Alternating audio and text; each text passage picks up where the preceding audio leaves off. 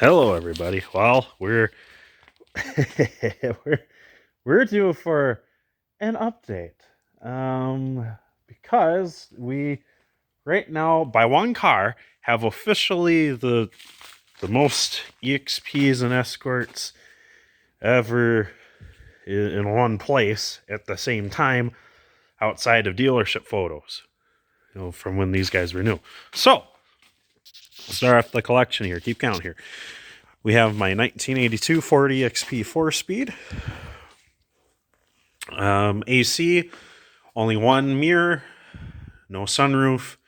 Does have the very rare 405 final drive gearing. In the back, disregard the Mustang convertible. Next to it, we have a 1988 Ford EXP Luxury Coupe. So that's the 1.9 CFI. It is a 5-speed car. Again, no sunroof, no AC. It does, however, have powered mirrors. It's kind of nice. We have another blue 1982 Ford EXP 4-speed car. This car, no sunroof. It does, however, have 2 mirrors. And it has AC.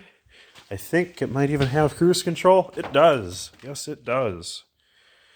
So this car essentially has every option except for TRX, and who knows, maybe it does, but it's not. It's lacking the TRX wheels right now. So it probably doesn't have the TRX package. It also doesn't have automatic transmission and the sunroof. It otherwise has everything else. I think it might have even had premium sound. It just doesn't have the amplifier. So it had one of the nicer sound options. So that's that. So we're up to 3 EXPs now. Before we go too far else, this is the front half of a 1981 Escort L wagon. Now this guy was very interesting.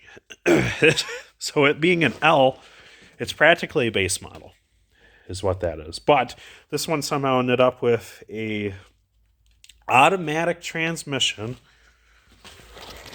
cruise control, and then no clock, mono radio, dealer air, dealer wiper intervals, and then after all of that, it still didn't even have a receipt that reclines. It still had a fixed position seat after all that.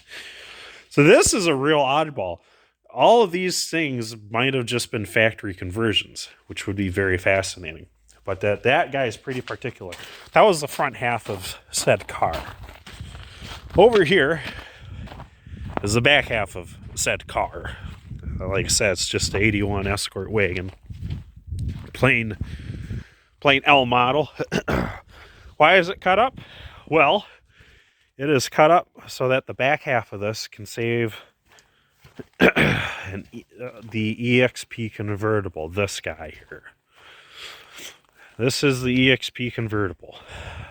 1982, 4-speed, no cruise control, no air, no nothing really, except dual mirrors. It did have that. Otherwise, it's all cheapity cheap. This one has been quite the restoration project, as you can see by the holes in the floor.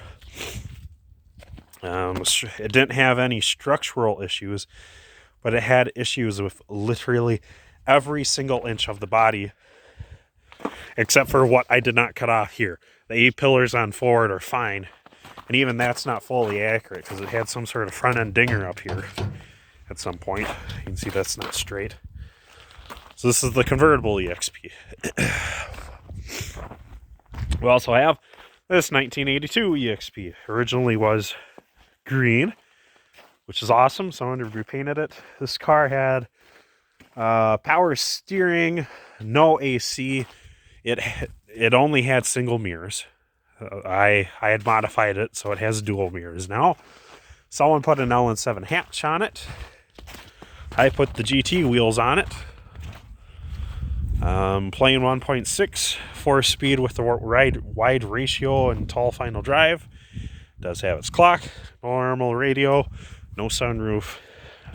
This guy's just not too fancy. Aside from the weird repaint and the bubble hatch, not too much is going on with this one. Similar story with this 1982 EXP again. Just another wide ratio 4-speed car. A 4-speed car, no AC, no sunroof, no cruise control, no power steering, I believe, and it's got one of the lesser sound systems in it. I think it is a plain AM/FM stereo. I don't remember if it had cassette or not. But that's about all this guy had to it. But I do think it does have dual mirrors. So this would make this a mid-spec or mid-tier EXP as far as the 82s go. 83, however. All right. Now we got something worth bragging about. Yeah. So 1983 was kind of the premier year of EXPs. This was the year that you could get the most number of options across any of these cars and any Escort, okay? 83, you had the most options across the board. So, this guy has the tall back seats. Up until now, all of the cars I've shown you have only had low backs. This black EXP here, I don't remember what it had from the factory, but I had put Escort high back seat in its place, just because I didn't have any black seats, so Escort gray seats were the next best thing. So, it is a 1.6 high output. It does have the 5-speed. It does have the original AM/FM cassette stereo. It does have the clock, so it never had the clock delete. No cruise control, no sunroof, manual steering, but it does have AC and dual mirrors. So this guy is again, another mid-tier car. I'd rank this one kind of high in the spreadsheet of 83s in particular. Compared to most 82s, this guy actually does pretty dang good. But it's not creme de la creme. This is technically creme de la creme, at least as far as 82 goes. So this is 1982 EXP. This guy, I'll show you the correct color when I open up the door. This is the factory paint that's heavily faded. Oh, I take it back.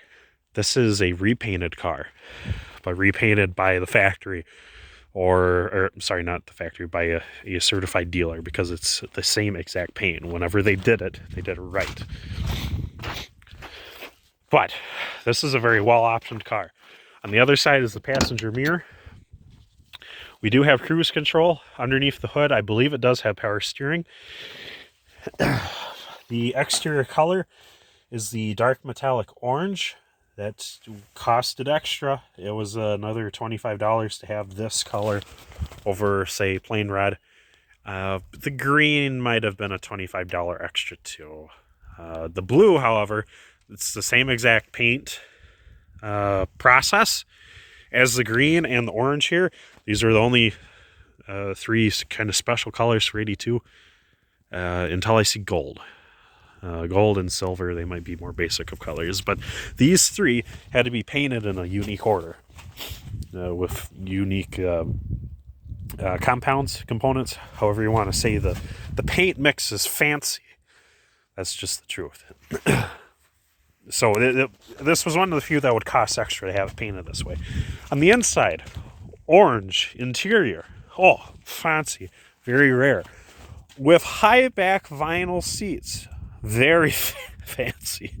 Pretty dang rare. It also sports an automatic transmission. That's another extra cost on the options list. And like I said, yes, it has factory AC, factory cruise control, factory power steering. This guy has everything except for a sunroof. I mean, everything. There's nothing that's short here unless these seats were leather. They supposedly did have lead or orange leather, at least for the LN7. So that is as good as they get. Okay, this is 19. Crap. I always get these two mixed up. One of them is an 84 EXP. The other one's an 85. And the only way I can tell them apart is, two things. The VIN number and the shift boot. Okay, so this one is the simulated vinyl shift boot. This is the one that looks like a leather boot, but in all actuality, it's just rubber. This is an 84. Steering wheel also tells it away. It's nice and round. So this one's an 84 EXP, and it would be technically a luxury coupe, I suppose. But for 84, 85, these guys get pretty cheap. If you don't have a turbo, you kind of don't have squat. Even if you have a turbo, you have the looks and the performance. You really lack a lot of other features. But this one, unlike all the other cars I showed you so far, there's no full center console. You get the consolette around the shifter like many Escorts are. And you get an armrest just because that's standard stuff for EXPs. Otherwise, no AC. Someone swapped out the stereo, so I don't know what it had. No sunroof. It wears a spoiler like a turbo would, and it has a paint job emulating that of a turbo. But this is not a turbo car. It is a 1.6 high output 5-speed, but that's just standard equipment for 84 and 85. This is 85, like I said, basically the same as 84. With only a couple minor differences like we had touched on. Pop open the door. This one too, no cruise control, just 1.6 high output 5-speed. Stereo in this one was unknown. I think this one has dual mirrors. I think both have dual mirrors, right? Yes, both have dual mirrors. Otherwise, both have manual steering. The list ends there. There's these two are just crazy cheapity cheaps, which is kind of a shame. It's a shame, but they're still really cool cars, and they will be used to their max potential. I promise that. Now, so if we did our math right, we are up to what, 10 EXPs? We got 5 right here, 6. 7, and then 3 in the garage, 8, 9, 10. And then we got some Escorts here. We have a 1981 GL wearing XR3 wheels. Oh yeah. Oh yeah. We ride in style. We ride cheap, but we ride in style. So this one I've been doing a little bit of work on. That is not the cluster it came with. It came with the cheapity cheap cluster. And I had only just recently swapped to that. We have videos on such prospects. Factory cruise control, factory auto, factory full console, factory clock, but it was only a mono car. Factory air though, factory sunroof, factory dual mirrors, factory rear defrost, factory rear wiper with squirter. And then at some point down the line, it got a hitch. I don't know if that was privatized or dealer or what. I guarantee it wasn't factory for it. But this guy's pretty neat. This strikes a lot of options. It even has power steering.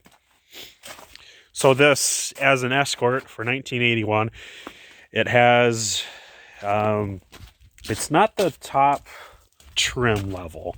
Being this is only a GL. Top trim level for an Escort wagon would have been a GLX. 81 GL is very, very similar to the 81 SS. The SS would have full black bumpers. All the trim would be blacked out. It would have special decals, and it would have special wheels, tires, suspension, and brakes. But all that stuff could be optioned up if you had, say, a GLX. You would get all the same stuff, except for the appearance. You know, all the bodywork, all the trim, paint jobs, stuff like that. So here's the options that this car doesn't have. Woody body side, that's one. Stereo sound system, or the premium sound. So far we're only missing on two options here: a roof rack and full instrumentation.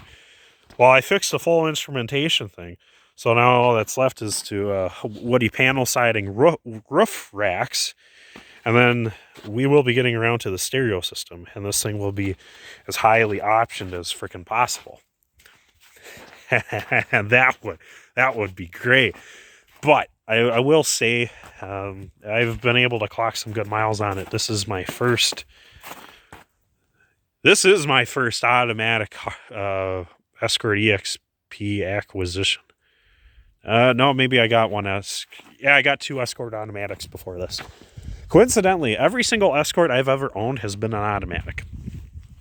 Anywho, since I've been able to finally clock some miles on an automatic car, we're definitely switching to manual. This is getting manual swap someday. There's nothing that will change my mind about that. And it is the same story for the power steering aspect of this car. That is getting swapped to manual too. Unless it's a scalding hot day, we're talking 85 degrees or more on black pavement. Only then can you tell a difference between power steering and manual. Up until that point, there's a lot less fuel in the power steering. There's a lot more weight, and there's a lot more crap to go wrong. Versus the manuals, it's just a greased set of gears in a tube. There's not really anything to go wrong. This was the most recent acquisition. We have a 1988 and a half. So note the face look compared to the 81 we showed you. But it being an 88 and a half, it has hard plastic molded bumpers, front and back, making this pretty unique. But then also the entire tail section of this car is unique to only 88.5 through 1990. No, all the other prior years, they look nothing like this in the back. Please take my word on it. This too is just a plain 1.9 CFI automatic and not squat for options. On the back, it doesn't even say GL or LX. It just says Escort. Not even a pony decal. But it does have interval wipers. That's a plus. But there's no cruise control. There's no AC. It has an automatic, so that's technically an option. Otherwise, there's really not much going for this guy. It just, the year it is, it has to have the the automatic seatbelt track like these do, but it's kind of all there is to it. Something I've noticed working on this car is it has a glued-in windshield. Come 89 to 1990, they had changed out the glooped window for a gasketed window. Like in the rear, you can see that this whole window is encapsulated by a reusable rubber gasket. The front window, they had eventually changed to that for up front, but that's only for 89 and 90. I was even chatting with a window guy a couple nights ago about this. It's very interesting and a pain in the butt because my 81 wagon, it needs a new windshield. And all that's available is one of the 89-90 windshields. And those are made for a gasket. So they're slightly different in shape, which means it might not fit in this hole unless we modify it. And even then, so that's how that crap goes. But that's the collection. Well, I take that back. It's not the collection. It's the collective. This is most of my cars. Not all of them.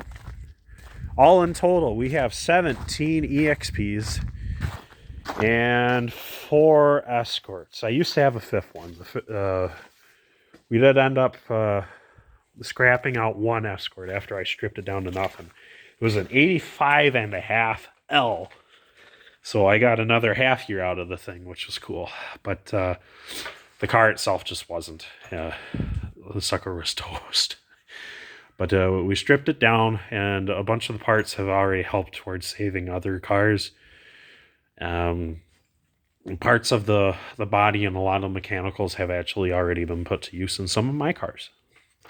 So, you know what? We aren't... The ones that stay rolling, they stay rolling. But the ones that can't stay rolling, they get put to very good use. And they save more deserving cars. As crude as that may sound to some of you, that's the sad truth. But sadly, that's kind of the best we can do. But on the flip side, we're able to save, maintain, preserve a huge number of cars. All these cars out here, except for those two back two. And maybe they're, I don't know, we got to do a little flipping around between some of these rust buckets in the back. But every EXP you've seen on camera today will be saved, I think. And most of the escorts... No. One escort will be saved. The other ones are riffraffs that will be used to save EXPs. It's kind of more important. I mean, they made millions. Well, at least over 1 million escorts from 81 to 90. As far as EXPs go, they only made 250,000. 2, with there being nice frog eyes out there. They're kind of first in lines at the lunch buffet, so we're gonna make sure that they eat well, stay well nourished. But yeah, I think that's everything I wanted to show you guys. Just a brief overview of all the cars. As we come across other stuff, we will be making more videos, but this winter is looking to be a little bit more aggressive than last year's quote-unquote winter that never really came. If you want to see something specific, do please say so in the comments, whether it's a repair how-to video, or if you're looking to see, hey, what are my options for X part or X arrangement for my car, or what kind of stuff swaps over, or if you're curious about some literature for these cars, do let me know. If it's something in depth and you need a little bit more immediate or more thorough help, please email me. I'll put that in the description. But otherwise, if you just have stories to tell, I love hearing from you guys. It's fantastic. even if you don't have one of these right now, any prior experience you have, I'm always thrilled hearing about them. I love these. I love everything about them. I love the memories they make me, and I love that they've been able to help make you some memories. Whether you knew me now before or you never heard of me until now, it's all cool. But yep, just nice peaceful day walking around the cars.